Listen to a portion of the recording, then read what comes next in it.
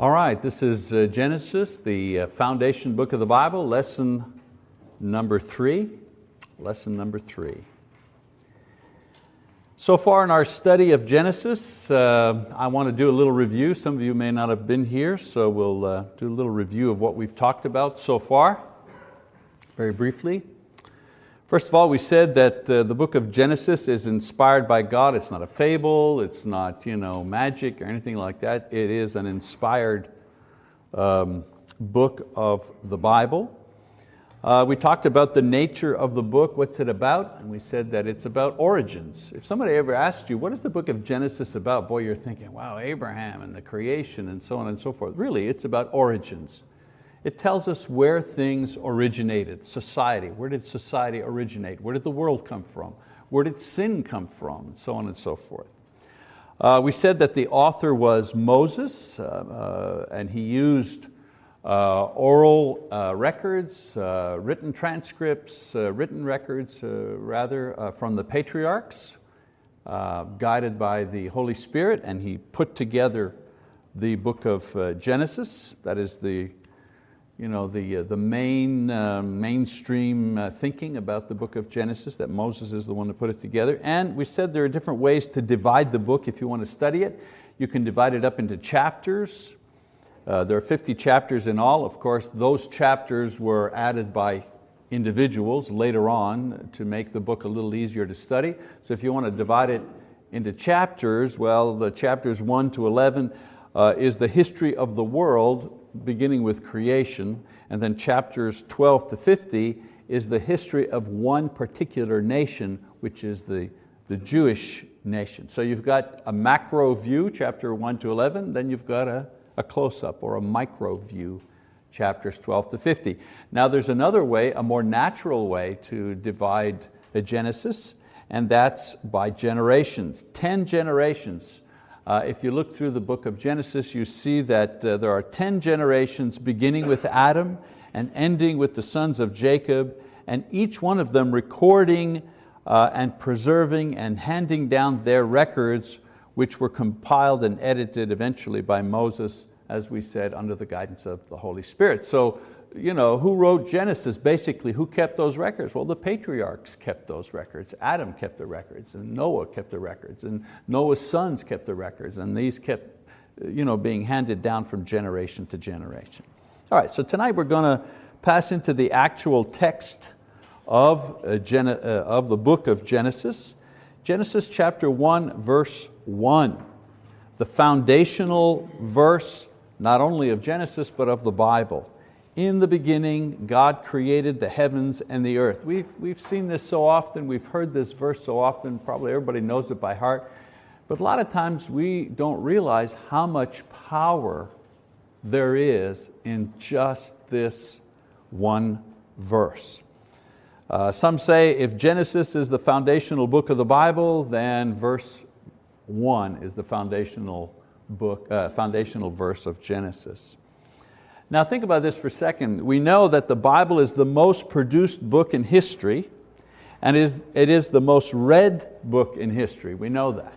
Okay? Even people who are not believers acknowledge that the Bible is the most translated, most printed, most distributed book in all of history. Well, if that's the case, then this verse is the most read verse in history. Because when people read the Bible, they usually start at the beginning, right? They don't always finish it. A lot of people start and they get somewhere into Leviticus there, and they kind of lose interest sometimes, you know what I'm saying?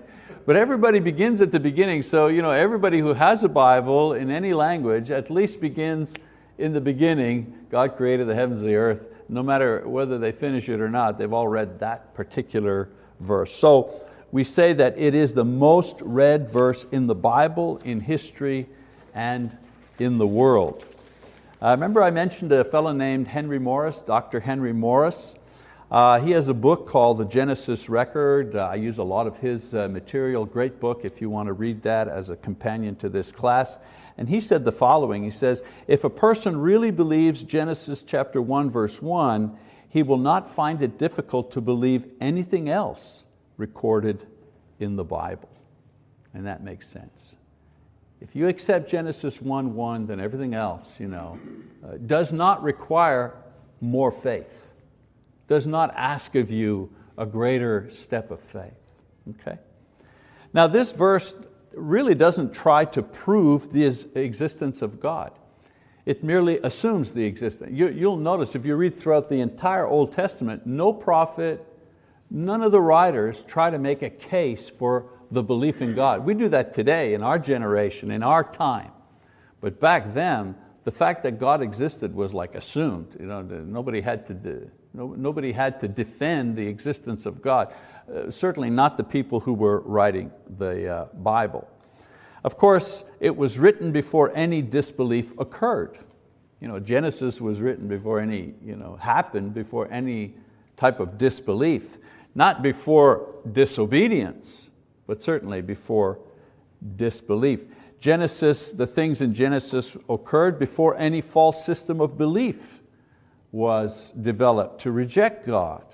And so it doesn't attempt to prove the existence of God, it merely assumes this as a self-evident fact. However, this verse does contain the information necessary to refute all of man's subsequent false ideas about God and about creation. I said this one verse does that. Just one verse. It's as if God knew what man would ultimately think up to deny Him, and so in the very first verse, He preempts any possible false idea about Himself. You can use Genesis 1:1 to refute any number of false ideas and philosophies, and we'll do that. Let's take seven main philosophies refuted by this verse. Ready? First one is atheism. Atheism says there is no God. Atheism says there is no God. And yet Genesis chapter 1 verse 1 says that in the beginning God created the heavens and the earth. Again, the Bible isn't trying to prove there is a God, it merely makes a statement. So if someone were to say, where does it say in the Bible that God exists? Because I'm an atheist and I don't believe God exists. Well, Genesis 1:1, in the beginning, God. All right, let's look at another one, pantheism. Pantheism says that everything is God. So atheists say there is no God. Pantheists say, well, everything is God. The trees, the rivers, the stars. Pantheism is a form of thinking where people deify nature or give nature a force of its own. Okay? But Genesis 1 verse 1 says that God is separate from His creation. He's not part of His creation. I know that sounds like a very noble idea when people say, oh, I see God in the trees and I see God in the water and I see God in the stars. Very poetic, not true. Because Genesis says, in the beginning, God, over here, created the heavens and earth over here. He was before He made that, and He continues after, you know what I'm saying? So He is not part of His creation. He existed first, and then He created the world. And so Genesis 1:1 refutes the ideas of pantheism. How about polytheism? Polytheism teaches a multiplicity of gods. We know, just from looking at history, the Greeks, the Romans, many ancient people as well as primitive peoples of today believed in a multiplicity of gods. They were poly, many theists, gods, many gods. And if someone, I always come back to this thing, someone would say, where does it say in the Bible that there's only one God? Well, it says in Genesis 1:1, it says that only one God created all things. There wasn't the good God and the bad God and the up God and the down God and the male God and the female God and the God of trees and the God of animals. It didn't say that, just one God created all these other things. How about the theory it's a theory or philosophy of materialism. Materialism is the basis for most modern thinking. It says that matter is eternal and that matter is the only thing that exists. Communism, for example, which is a political philosophy. Communism is based on materialism, and the main idea being how to distribute the materials equally. Okay? That's what communism is about. It believes everything is matter, right? Everything is matter. And so our political philosophy is we're going to figure out how to distribute this matter equally. All right? But Genesis 1 verse 1 says that Genesis 1 verse 1 says that matter had a beginning. At some point it did not exist, and then God brought it to existence. Do you know that the best and brightest minds that the world respects, Dr. Hawkins, the man who I think has cerebral palsy, or he's in a wheelchair, but he's a brilliant scientist and so on and so forth, the most brilliant scientist of our age that they call him, and he wrote a book trying to define or explain the world and how it came to be, and the best he's come up with, this is the brightest mind now, the best he's come up with is, it was always there. And when people say, what do you mean it was always there? Well, what brought it there? Nothing. It was just always there. It just was always there. So the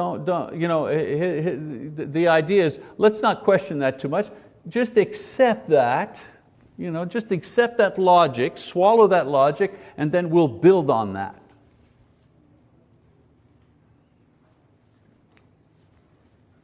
But Genesis chapter 1 verse 1 says that God created the heavens and the earth. The heavens and the earth weren't always there. He created them. And I'll deal with this a little bit more as we go along. The next philosophy, dualism, and we could spend 13 weeks just on these 7 alone, but I'm just giving you a snapshot, okay? Just a thumbnail sketch of them.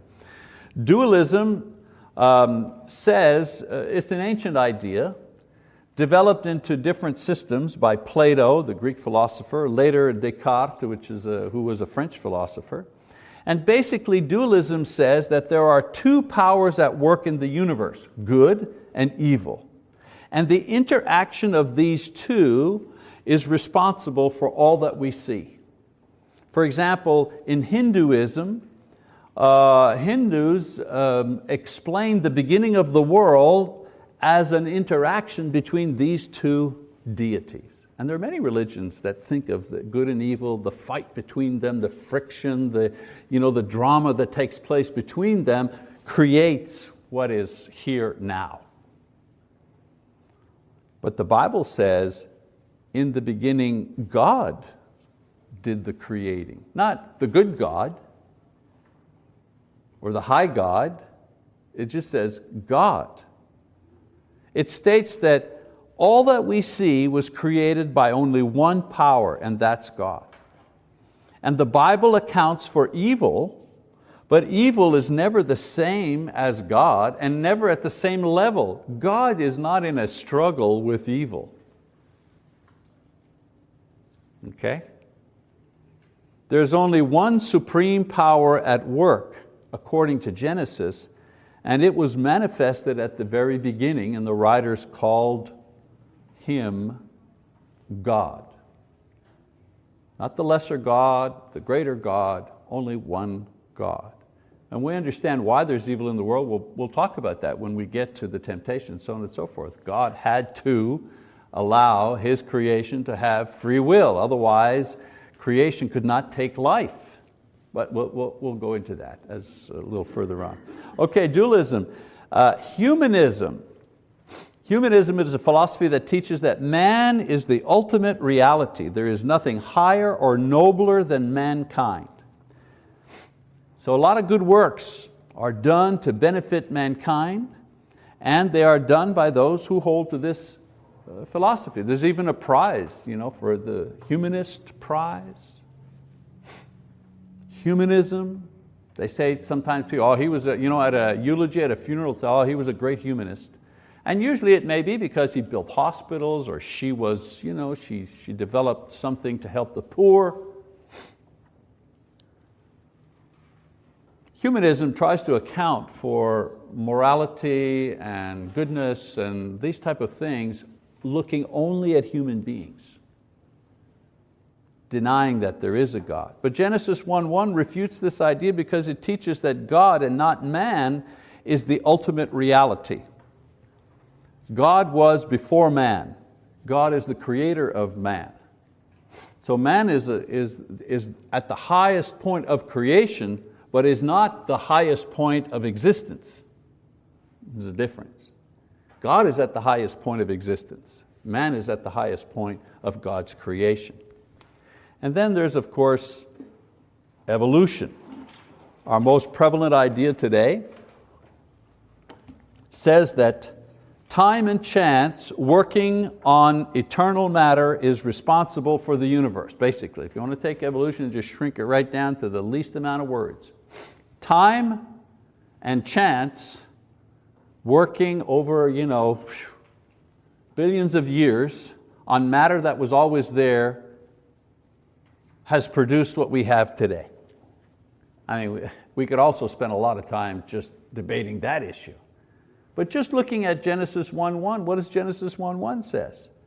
It says that in the beginning, that's a specific time, God, not chance, created the heavens and the earth. It didn't evolve. He created it. Not the same thing. Not the same thing at all. So there are other theories that we could talk about. Again, I haven't even moved to Genesis 1 verse 2. I'm still in Genesis 1. I guarantee you we'll go faster than this as we go along, because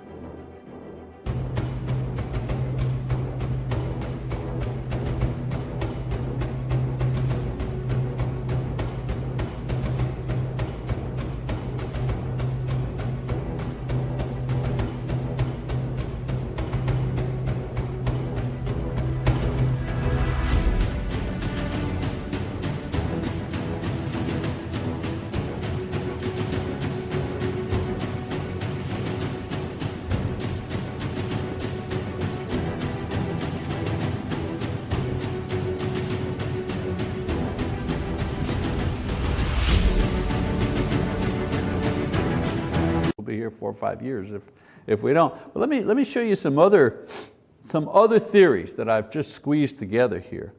Naturalism. Naturalism says that everything is matter. Everything is matter. But Genesis doesn't say that, right? Not everything is matter. God isn't matter. Deism. Deism is a theological idea that says that there is a God, and God kind of sparked everything, the Big Bang, poof. And then God lives over here in another dimension and has absolutely nothing to do with His creation. It just goes by itself. That's deism. In other words, a deist believes that there is a God, but doesn't believe that God is involved with His creation. We are not deists. We are theists, T-H-E-I-S-T. We're theists. Why? Because we believe that there is a God, and according to Genesis 1:1, God is involved with us. He created the heavens and earth, and if you keep on going, verse 2, 3, all the way through Genesis, you find out that God is actually very involved in the life of His creation. Agnosticism says we can't know. There's just not enough information. We just can't know. But Genesis 1:1 tells us, no, you can know. God in the beginning created the heavens and earth. There's something you know. Somebody asked you the question, where did all this come from? Well, God created it. When did He create it? At the beginning. Who created it? God created it. What did He create? The heavens and the earth. That's just verse 1. Monism. Monism is kind of hard to explain. It's Genesis without God. Okay. It's Genesis without God, meaning the monists, they are looking for a theory, an all-inclusive theory that'll explain everything. Okay? But that doesn't include God. That's what a monist is. All right, so one theory that explains how everything got here, but not with the component of deity. But Genesis 1 doesn't say, at some point in the past, everything happened to appear. That's not what Genesis said. It says God did this. There is a God involved in a universal, all-encompassing theory. That's what Genesis is. It's a universal, all-encompassing theory that explains how we got here, why we are the way we are, where we're going, what will happen at the end of the world, what will happen after the world, and so on and so forth. Determinism. Determinism, another word, is fate. And what does fatalists believe? They believe in circular history, meaning everything just goes round and round. History just keeps going round and round and round. That's why it's fate. You can't stop it. What'll happen will happen, and it just keeps going round and round. Hindus, they believe in this. You keep going until you reach a certain stage. You keep going round and round and round. It's fate. Science fiction writers, wormholes, things like that. Traveling back. Anybody who writes a movie about traveling back in time, that idea is based on determinism. Going back in time means here's the wheel, it's going round and round, right? So you're over here, so what you're doing is you're taking a shortcut and you're going backwards to a certain time. Why? Why can you go there? Well, because it just keeps going round and round. So you're on the same circuit, okay? But Genesis says, in the beginning. So it isn't round and round. There was nothing, then there's a beginning. And if we keep reading through the Bible, we find out that, well, there is also an end. So history is not circular, it's linear. Okay?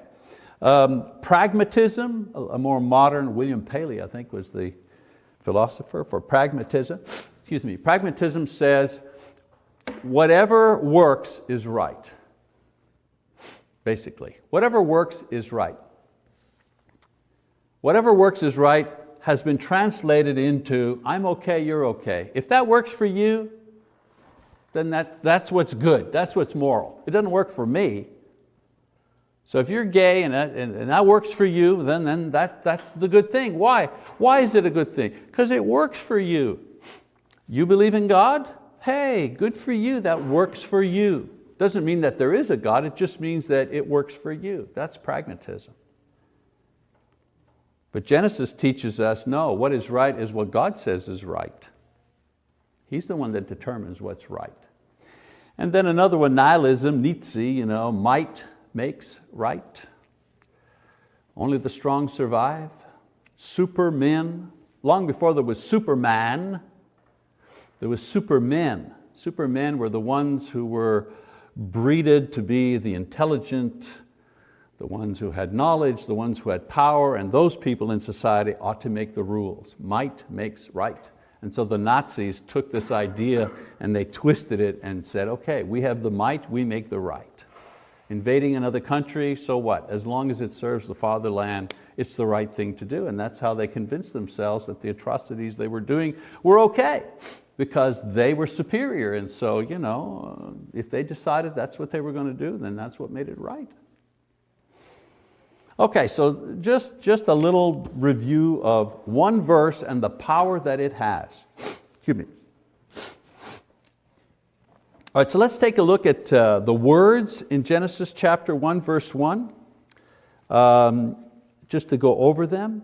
I'm going to save the first couple of words in the beginning for a little later on, but I want to talk about some of the words and what they mean. And I'm going to skip the phrase in the beginning and discuss that just in a minute from now. First I want to talk about in the beginning God, that word, in the Hebrew, Elohim. Hebrew term Elohim stresses the majesty and the omnipotence of God.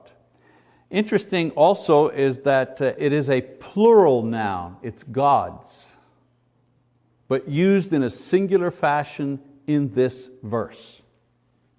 Okay? Now this immediately suggests the dynamic nature of God, who is at the same time one, yet He is more than one.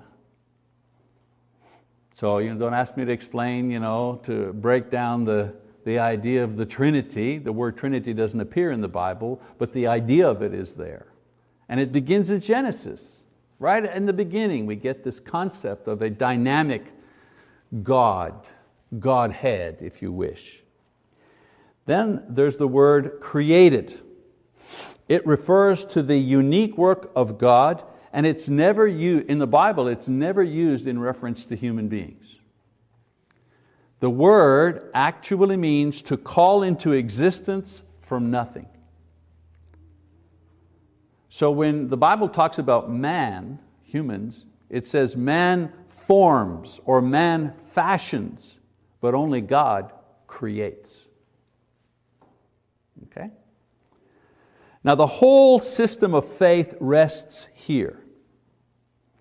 Either random particles which always existed, generated by themselves a more complex and orderly universe, and then graduated to intelligent beings capable of applying and developing intelligence. In other words, the same matter that made a rock made you. You either buy that theory or God created it. Those are the only two theories that are out there. This is the choice that we have. Matter, particles, molecules, they always existed, and through time and chance simply evolved into us, intelligent life form. Now remember, that's non-intelligent, non-animated molecules evolved into intelligent, animated beings. The only place where this works is in the theory of evolution.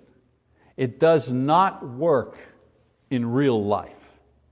You take any lab, any experiment at any level and see if inanimate matter ever has any way of developing into animate beings. In other words, a rock, a worm, let's pick the simplest thing, okay, that we can see. A worm never comes from a rock.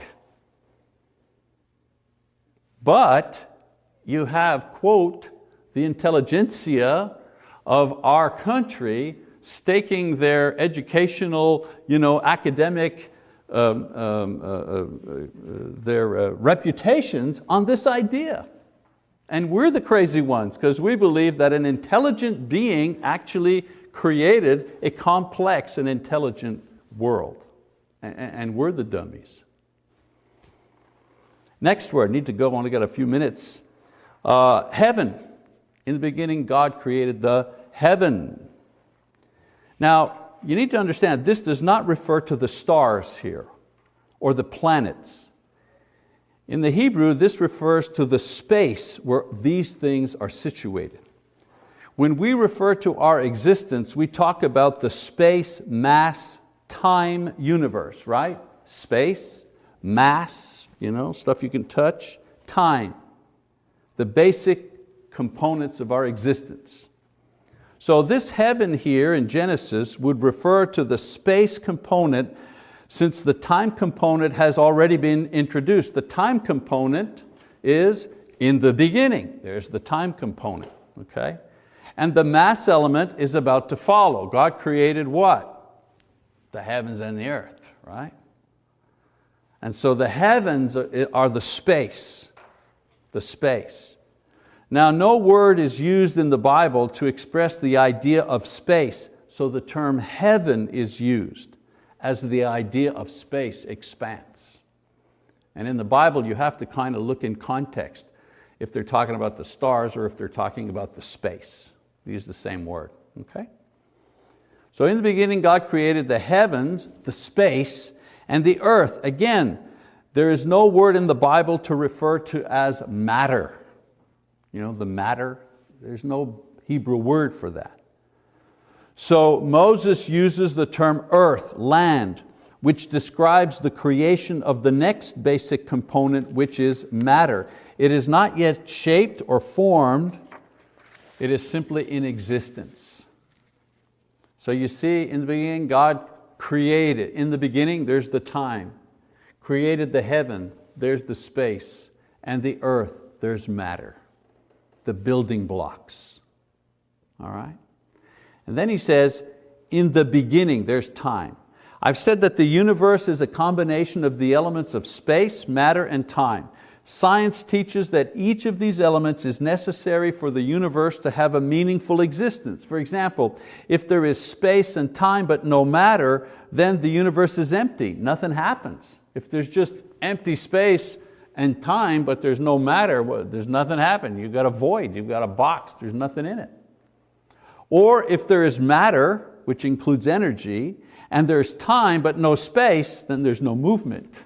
It's just one big blob of thing. So time is the third and most important component because it permits perception of the matter and the space. So Genesis 1:1 says that the element of time was called into existence along with space and matter to comprise the time, space, matter continuum, which we call the universe. And no scientist would disagree with you about the idea of time, space, and matter. I mean, those are the basics. All I'm doing is I'm showing you how Genesis describes that at the very beginning. Now Genesis said that this time, space, matter component was not yet formed. And the next verses will go on to explain how God fashioned the raw materials of creation into the universe that we now see. So at the beginning, there's time, He creates space, and He creates matter, the building blocks of the universe that we now recognize. Okay? Now some authors say that verse 1 is the title of Genesis, or it's a summary of events that have already taken place. But as we said before, the summary of Genesis 1 is given in chapter 2, verse 4. In Genesis 2 verse 4, there's where the summary of Genesis is. It says, these are the generations of the heavens and the earth when they were created. I'm almost done, stay with me.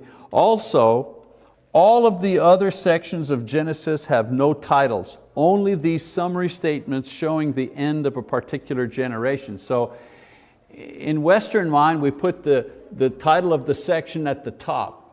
The title of the section at the very top, and then we give the information. But in the Bible, they give the information and then they give the title of it at